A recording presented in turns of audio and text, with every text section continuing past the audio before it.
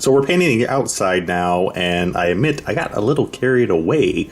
I have a whole bunch of buildings to paint, and I was going to leave one to turn on the video and paint that on camera, and I lost track and I painted everything. But we are using Tamiya now neutral gray for the outside, and trying to do my best to not spray it on the inside. I am horrible with an airbrush, so I am getting some overspray, and you can see some overspray from our tan colors.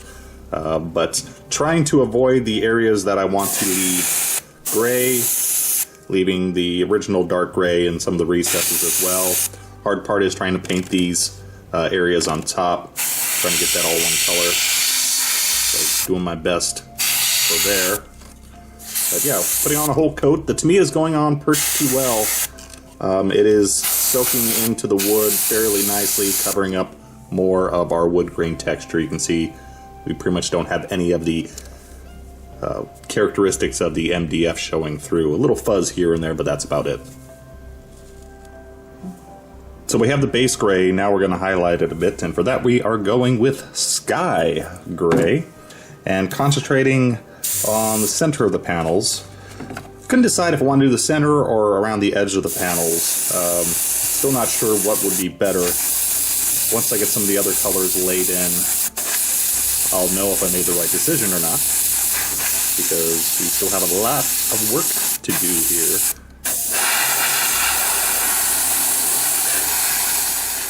So we are back to the desk for a moment and need to talk about all these little panels here.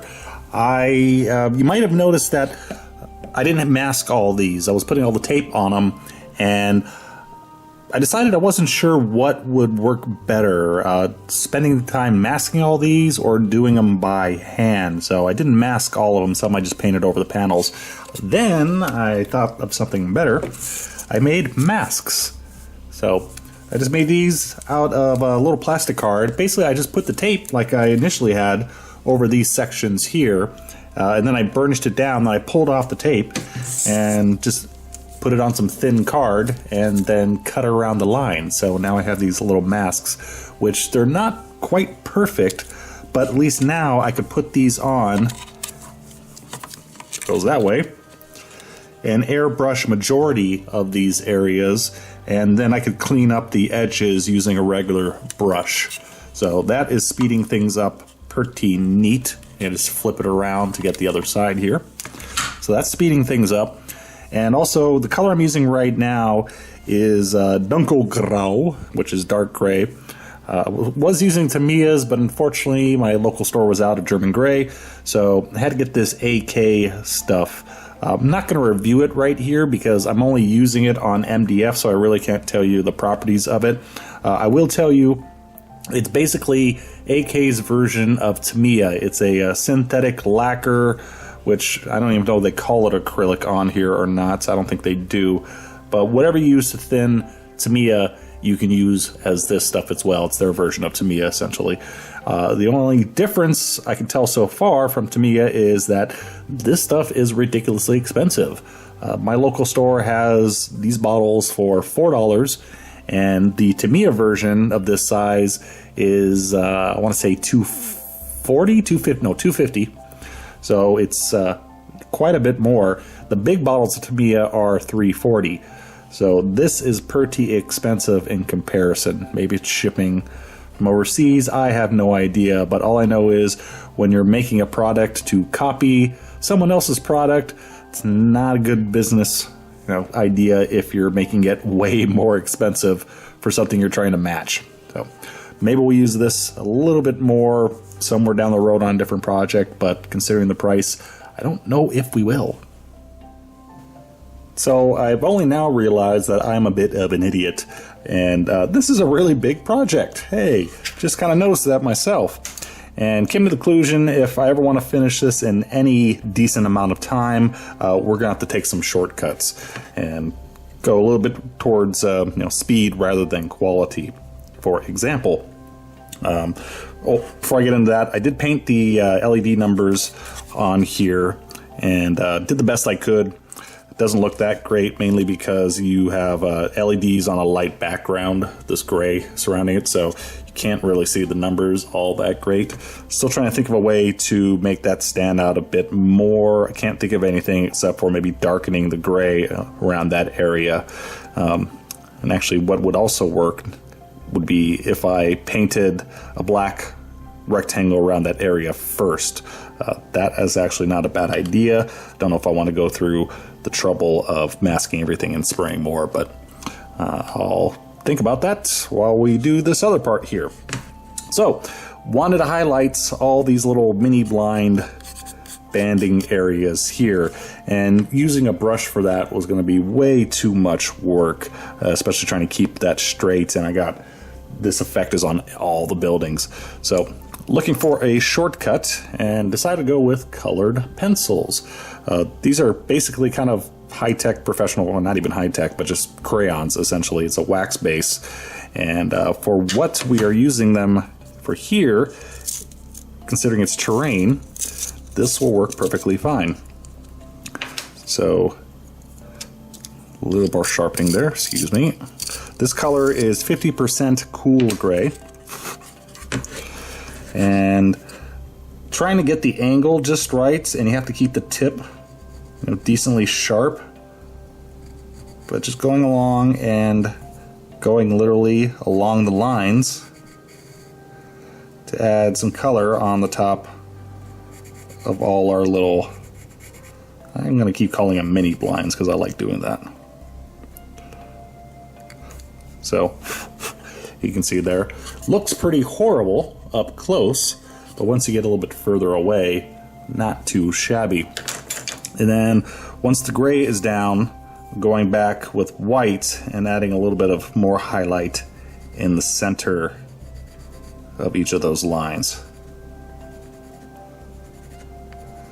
So just like that. And there is a finished version of it. You can see again from a distance, doesn't look too bad.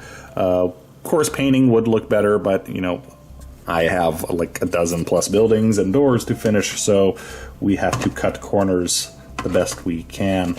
And also just on the top there, you can see we've added the white highlights, and we also already shaded this, which I will show you how we did that in the next step. For the areas around the lighter gray areas around the panels, I got 30% cool gray, and basically the same process. You will goof up every once in a while, so I'll just have to go back and paint over those areas. And I did try using looking at markers to do this. Unfortunately, I couldn't find any that were had the tip that I wanted, and also markers tend to be a lot more transparent than this. This is fairly opaque. So that should speed things up quite a bit. I think I'm probably gonna have to need new pencils because these things wear down quite quickly. I also tried these over gloss and over just the straight paint, and there was no difference. If you're thinking they go smoother onto the gloss coat, because I guess the surface is still pretty rough, even the gloss coat doesn't make it super smooth. So there was no noticeable difference between one and the other. So I just got to go around and do all this, and also adding a little bit of highlights to those areas, and doing my best not to handle it afterwards, because this will rub off if it's not coated. So, but anyway, we are onto a good start, I think. So next thing we need to do is paint all the recesses, and for that I'm just going with black paint thin with glaze medium. The glaze medium so I have time to clean up any errors, because I'm just using a very small brush and literally painting in all the lines, which is very hard to do while talking, as I just goof up right there. So little mistakes like that, I can just go back with finger or what have you, Q-tip, to clean those up. Doing this because I didn't want to go with like an enamel wash or anything like that. We've already gloss coated this at this point, so theoretically it's a smooth surface, but because it's MDF, you can still see it's quite rough. And if I put like, just spray a generic enamel wash or even like army painter, I thought about using that, it's still going to stain the surface quite a good amount. And so I don't want to darken this anymore because it's actually a bit darker than what I initially thought, what I wanted to go for. The mini blinds area here, I put a more of a big coat wash over those areas, darkening them up a little bit more. It's looking okay. Some of the areas where the color pencil left a lot of residue I'm not very happy with. I'll probably go back and clean that up with a bit more paint. Really trying to avoid... I really want to go back and paint the whole thing and I had all the highlights, and I'm trying not to do that because I'm going to regret that really fast by the time I get to the 12th and 13th piece. So still trying to keep with what I have here already. And you can see here we got the lines already darkened on there. And so I'm going to try to get everything to this point before we move to the next step. So part 3 probably is not going to be coming out anytime soon. And also, you may notice the little red dots I have, especially on this piece. Had a bit of an accident with a bottle of Vallejo Gory Red. It kind of exploded and it got everywhere. Got over me, got over a lot of the MDF pieces, got over on my couch, which is a good distance away.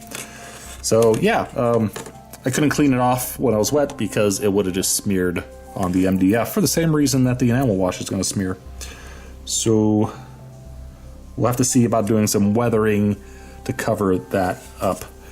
But as I said, that's going to be a long time coming. Oh, forgot one thing. In case someone comments below, I could have used a pen to do this. Nope, tried that, didn't work.